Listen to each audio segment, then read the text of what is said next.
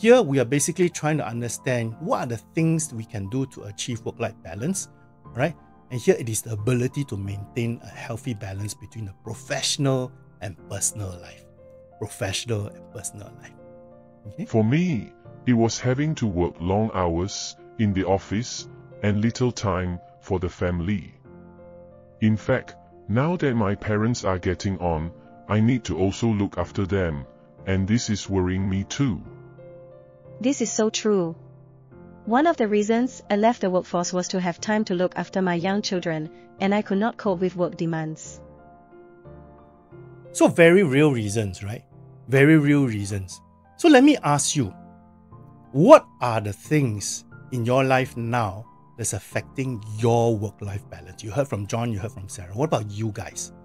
What is affecting you in terms of your work-life balance? Those of you who have this issue, can you type into the chat box, why do you have this issue? What is causing this issue to you? Family, no boundaries in work-life balance. In other words, office calls you 24/7, if I'm not mistaken. Right? Not enough time or energy for family. So family comes up again. Family comes up again. 24/7. I can totally understand this. I mean, if you look at it, it's really a conflict, isn't it? It is a conflict between what our roles and responsibilities are in both work and in the family life. Okay?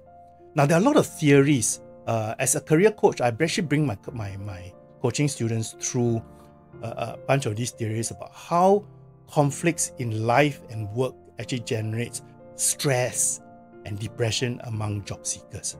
Okay? So this is the conflict we have to deal with. Now, how can we do this? How can we do this? Now, this becomes a very personal thing for me because I've gone through this, and what I'm going to share with you are things that I actually practiced and things that have helped my clients go through, right, and use successfully. The first thing that I always tell people, what is important to you? What is important to you? What are your priorities? You have to understand what your priorities are. So you have to be very, very clear about that. Okay? Now, the other thing next coming up, among your priorities, I hope among the top, if it's not the top, at least it's among the top 3, your priorities should be looking after yourself. Looking after yourself. Okay? So, what are your priorities? Hopefully one of the priorities is yourself, because you have to take care of yourself. And one of the things that, many of you mentioned this already, there is no boundary. Sometimes maybe it is about us creating that boundary to say that, within ourselves, I'm not going to answer emails or whatever after 8 o'clock, for example. Make it a rule for yourself so that you can spend time with your family. Now, you may come back to me and say, oh, but the company expects you to do this. You'll be surprised, huh? You can check.